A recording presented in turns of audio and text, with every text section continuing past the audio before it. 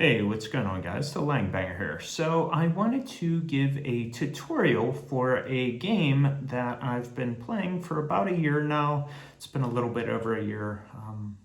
Forget exactly when I started the game, but this is Flesh and Blood. So I'm gonna do my best to give a tutorial, kind of give you an idea of how the game operates. I must say, out of all the games that I've ever played, this is probably the most complex game. It also may be the most fair game because it's not like you're able to just lose in a turn for the most part, and it's a whole lot of back and forth. So it would be a matter of, you could deal a damage or two to your opponent and then just like back and forth. So I think the easiest thing is to just get started here. So what I'm going to be showing you today is the deck that I primarily have been using the last couple of months, and this is Guardian. So you will see that there's a class down here, so that says Guardian Hero. So what that is telling us is in my deck, I can use cards that are Guardian class there on the bottom. So you'll see this number here. That's how many intellect or how many cards you're going to draw each turn. So for the most part, heroes have 4. And then what you'll see over here is a little green symbol, and that's saying how much health the hero has. So I'm going to go over 2 modes. So there's Blitz and there's Classic Constructed. So in Blitz, this is the Blitz version of the hero. So that has 20 health. And then you'll see there, the CC version, this has 40 health. So the effects are going to be the same, but it's going to be the health that's different. And then when you're comparing the Blitz deck, which is a 40 card deck, versus a CC deck, which is 60, you can use 2 of every card per color. And then for CC, you could use 3 of every card per color. So there are some restrictions here and there. Not every card has all the colors, which I'll go over. Some cards may be limited. For Guardian, I don't think that's even a thing. So we're good. Actually, you know what? I don't even know if anything's limited. So I take that back. So that's my old thinking with other games here. But there are cards that are banned, or there's cards that's suspended until a certain hero or something goes. So way that this game works, so how about we just go over the Blitz version just to ease of access and explaining. So this is Bravo, 20 health, and what this says is you can pay 2 resources and your next Guardian attack has Dominate, which means that your opponent can only block with 1 card in their hand. So that isn't going to make full sense yet, but essentially how the game works is, you each have 4 cards in your hand for the first turn, and whoever won the die roll can go first, and let's say you choose to go first, right?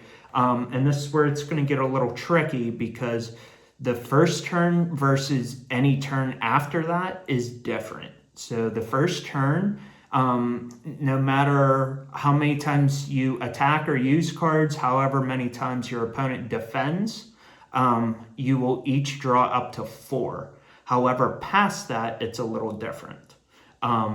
So basically think of it this way. So that first turn, right, like I said, you'll each have 4 cards, and depending on what you attack, what you defend with, whatever you play, right, you each draw to 4.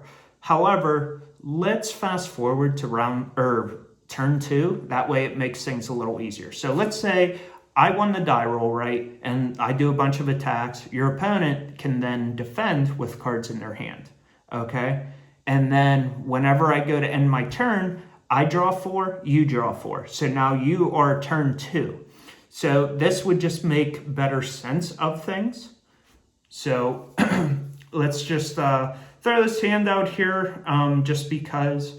So the way that these cards work, a lot of the cards in the game, they have a blue version, a yellow version, and a red version. So the blue cards give you 3 resources, the yellow gives you 2, the red gives you 1, okay? So then from that, for the most part, the cards can attack. So blue gives you the most resources, yellow gives you the middle most resources, red gives you the least amount of resources, okay? But now you've got to pitch cards in your pitch zone right here, right, to be able to activate a card. So let's just say, for example, and I'm trying to zoom in, see this Thunderquake card here? Here's how many cards you could pitch to make that many resources or mana. This is how much it costs. So you see a 6 there, right? So this has an attack value of 10 and it can block for 3. So since I'm on the offensive, right, I have to have 6 resources to be able to play this. So let's say this is a blue, right? That's a blue up there, cool. These are 6, so I could go pitch, pitch, and play this, okay? So this would be coming in for 10 attack, okay? And this is also in my hand, so let's just pretend that's a blank, just for whatever, okay? So from there, this is coming in for 10. And the effect, that's not relevant right now, but let's say I come in, I attack for 10, okay? So now let's say I am the opposing player, okay? So I come in and attack for 10. So then I look at these cards in my hand. This has a block value of 3, 2, 3, 3. So I can do whatever I want to this. I could take this 10 damage to the face. I could say I'm gonna block 3 in my hand, right? And I would take 7. So that's how damage and leaking damage, I should say, happens. So that's 10 attack into 3 block. So if I was the opposing player, I would take 7 damage, if that makes sense. Or I could just go ahead and I could do a full block, right? 3, 6, 9, 11, okay? Now, here's where things get a little different. Now let's kind of rewind a little bit, and again, I apologize if I'm confusing you. But so I come in, I pitch these 2 cards, right? I get to attack with this. Cool. Since I'm the turn player, this is my hand. I can then, at my end phase, draw up till 4, and this is turn 2 and onward. So the other thing to keep in mind, this is an arsenal spot. So what I could do, I could put a card in my arsenal spot after I'm doing my turn. So I could just pass, keep this in my hand, and draw 3 cards. So I could go up to 4, or I could arsenal that and then draw 4. So hopefully that makes sense there. And now to the other point. Now let's say I'm the opponent, right? And my opponent came in and attacked for 10. Let's say I block with 1 card. And again, this is turn 2 and onward, because turn 1, we each draw till 4. So kind of that's just to help set things up, arsenal, maybe you'd play an item, things of that sort.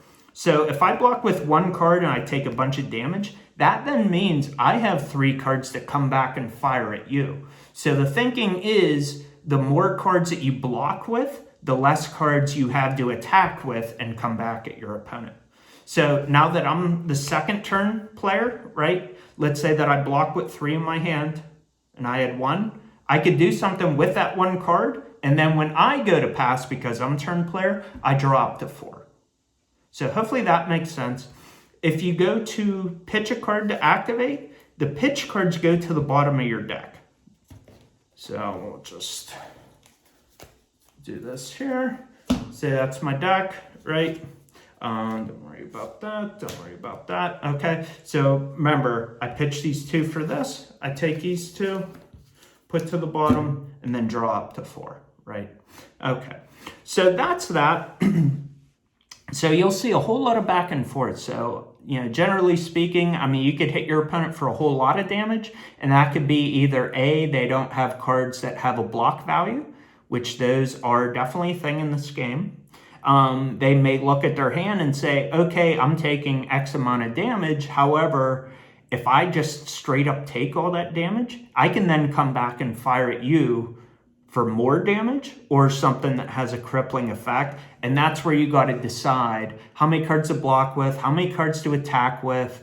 you know, you may have some turns where you may have all red cards in your hand. So some decks may like that, something like Ninja, because they like low cost attacks and they're just doing a bunch of attacks. So the way that Bravo likes to operate, you want to have a couple of cards and send in these big red cards, and then that's how that works. So just to kind of give you, let me find a good card here. Should have done that beforehand. Where's our main card here? Are they really gonna all be at the bottom? Yeah, they pretty much are. Okay, so let's read this card here real quick. So this is Crippling Crush. So this costs 7, okay? So a lot of my Guardian cards, they say Crush, and it says if it deals 4 more damage, it does some effect, okay? So this is 11 damage. So the opponent basically has to block 8 cards, or 8 block value at least, so this effect doesn't go off. So you may be wondering, either A, you could just hope your opponent doesn't have cards that have a block value, or B, you could do something to force your opponent to play differently. So this costs 7, and this is 11 cost, or 11 attack, I'm sorry. So when you look at Bravo, Bravo's ability says you could pay 2, your next Guardian attack gets Dominate. So that means they can only block with 1 card in their hand, and pretty much the most block value in the game, I think Defense Reaction, there might be like a 5 or 6, but generally speaking, people are gonna block with defense cards. That only blocks for 3, okay? So from that 3 block value into this 11 attack card, that is going to be 8 damage. So then Crippling Crush effect would go off, and that would discard 2 cards. Okay, so it gets a little more strategic, because then also, and I'll kind of hover over here a little bit, you also have equipment. So these equipment have effects on them, or they should. There are some that have no effects, and that's generally, you know, easy to pull cards out of like starter decks, things of that sort, right? So you can also, these cards say you could do something in particular. However, just for this example, these cards have block value. So if I activate this Bravo ability and I say I'm going to dominate, so you can only block with 1 card in your hand, you could also block with equipment.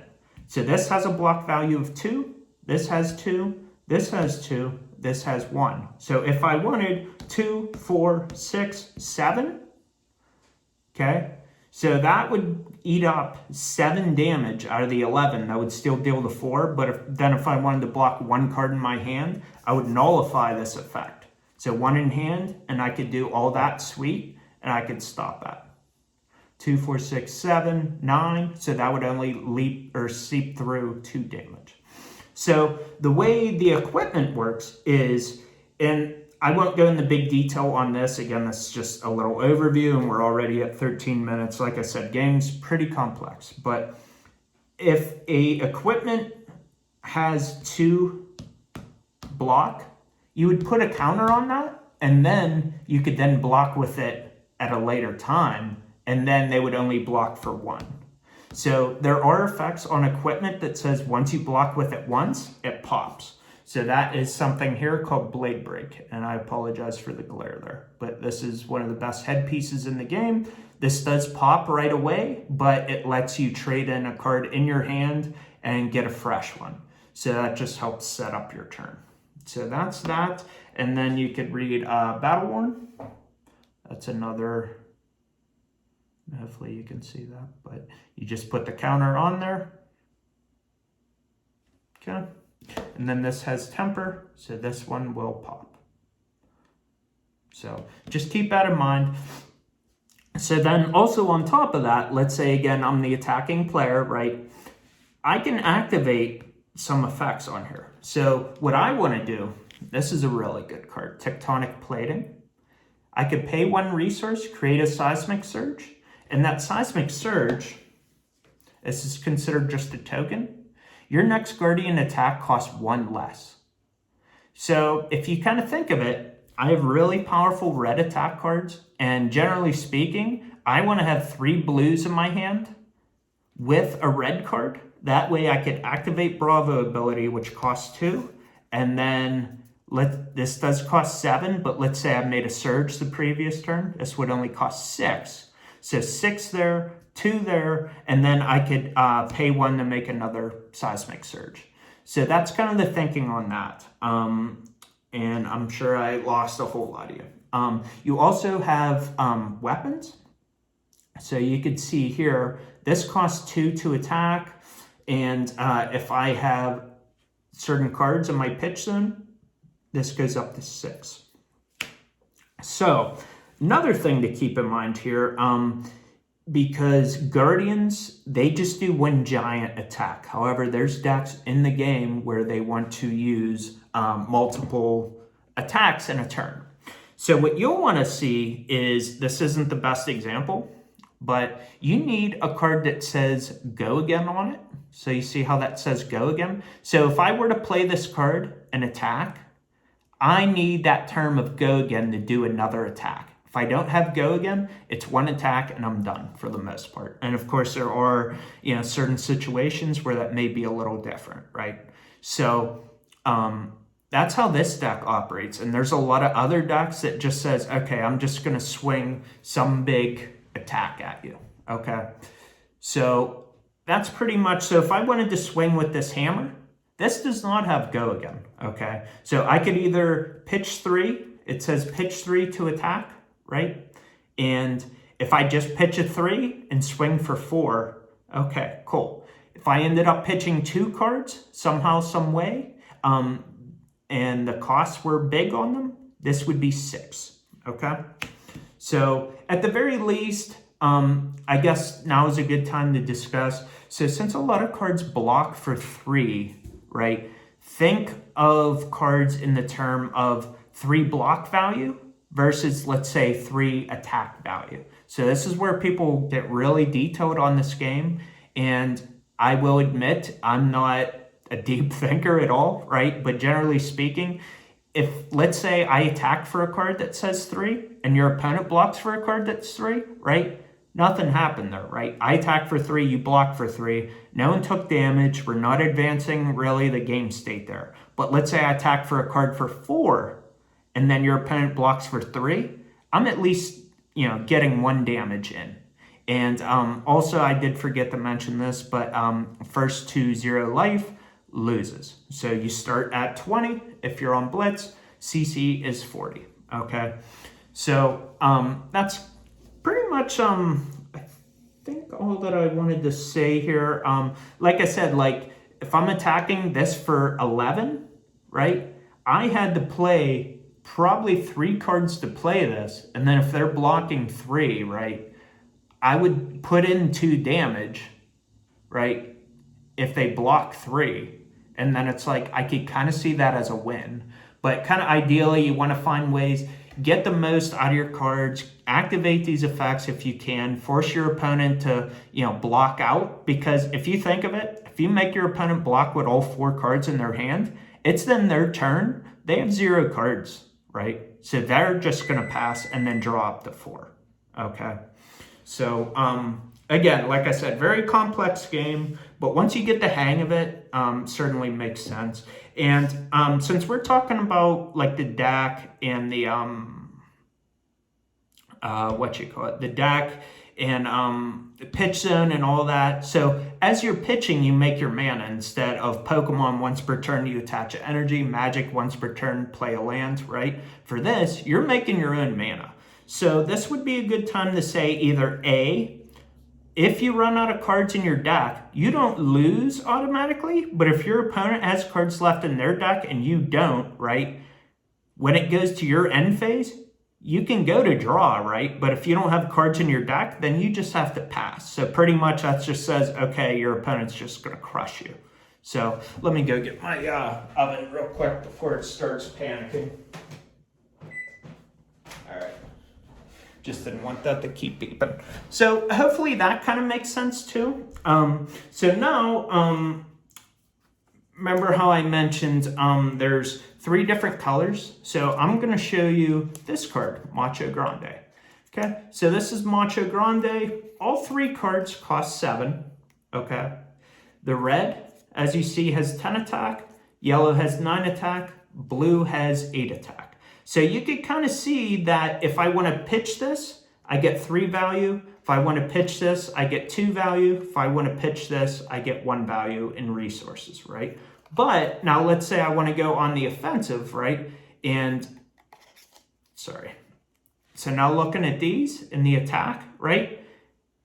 Blue has 8 attack, yellow has 9 attack, red has 10 attack. Generally speaking, and I'm not saying this wouldn't be any different for other cards, it could be the case, but generally speaking, remember how I said blue has the lowest attack, red has the highest attack, yellow has the middle, right? Then you take that same concept and you say pitch value or resources. Blue's going to give you the most, yellow's going to give you the middle, and red's going to give you the least.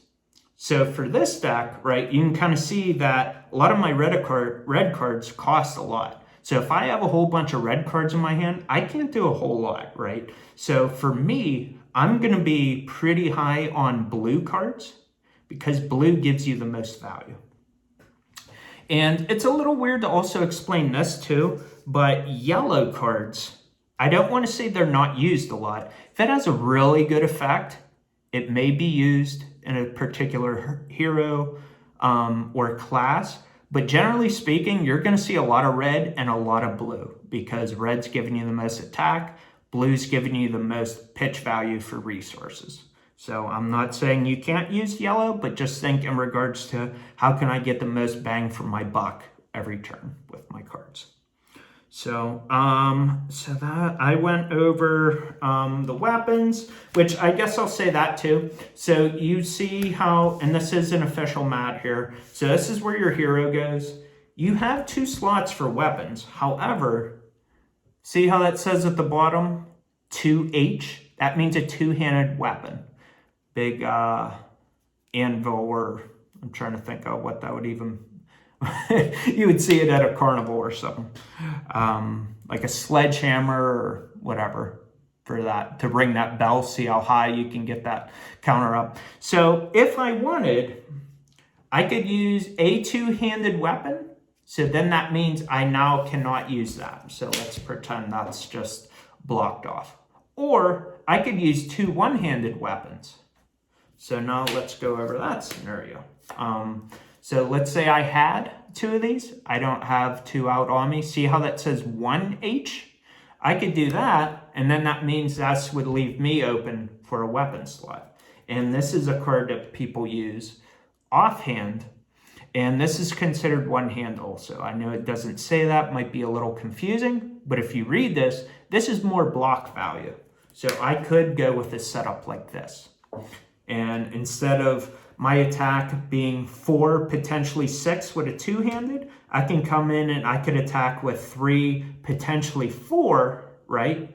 So doing that compare, is that good value where I could maybe hit for 4 or maybe hit for 6 or just base value 3 versus 4?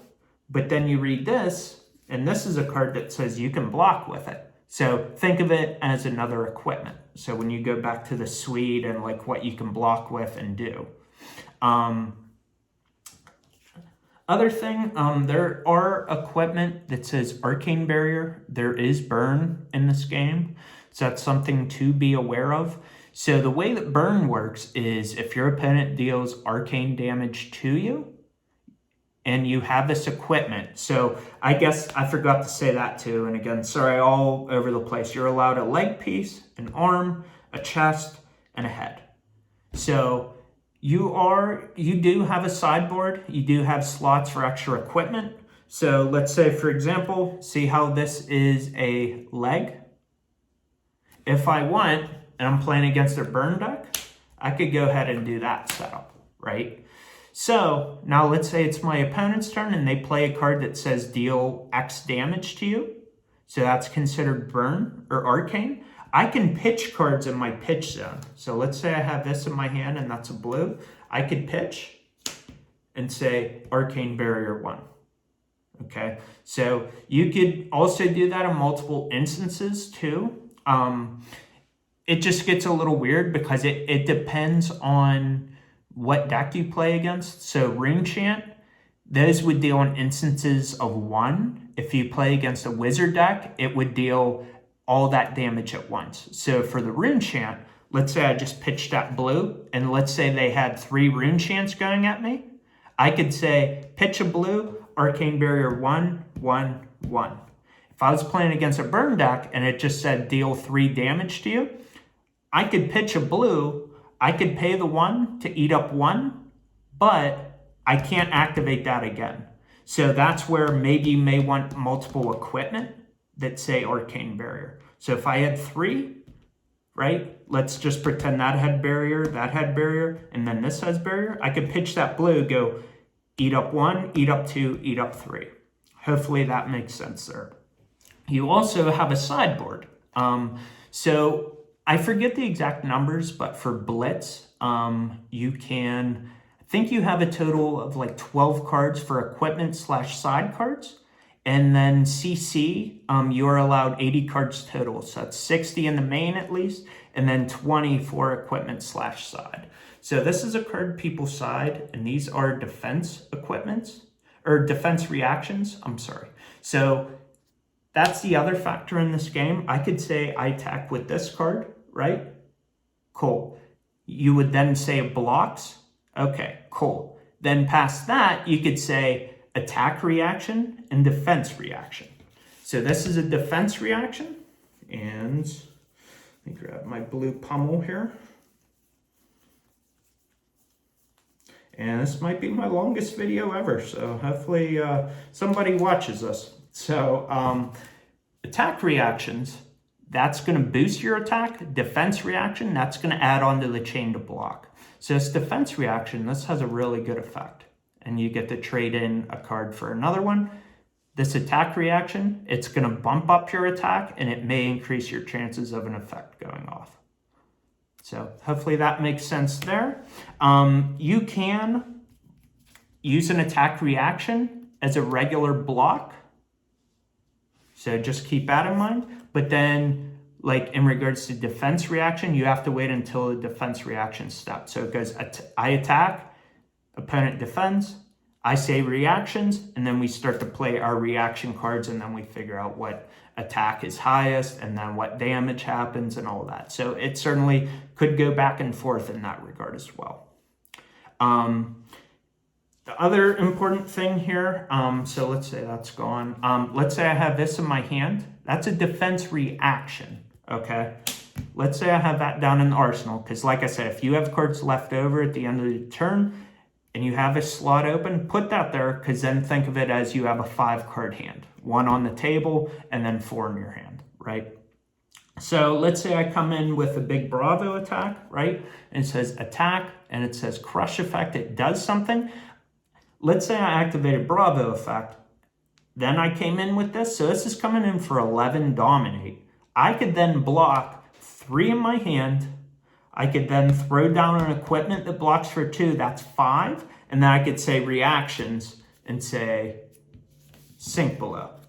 So that would be, let's say I block a card 3 plus an equipment is 5 plus defense reaction 4. Because this only says you can block with 1 card in your hand. However, you can block with a defense reaction in your arsenal. And you can also play attack reactions from your arsenal as well. I think I pretty much covered everything. I guess I'll show this real quick too. So not everything is attacking. You do have attack reactions, defense reactions. You also have auras. So if you just read this, this is a red card, costs 3 to bring out, and then it says that just sits out there, and then your next turn, I believe. Yeah, beginning of your next action phase, pop it, and your next guardian gets 10 attack. So there's also items. So if I play this card, right, and this is another good example, you don't see go again anywhere on this card. So you have to see go again or something that gives you an action point. And I may go over that in another video, but again, just wanted to give a quick little overview, and we're at 30 minutes. thank you guys for sticking around. I think that was everything I wanted to go over. Please let me know if you have any questions. I mean, if you guys want, I can make another video. I could do a deck profile. But yeah, like I said, Blitz, 2 of each card per color, and then CC is 3 of each card per color. So if I wanted, and I was on CC, I could use 3 of this, 3 of this, 3 of this, if I really like that card. Or if I'm on Blitz, 2 of this, 2 of this, 2 of this. All right. I think that was everything. Thank you guys for watching, and have a good day. Peace.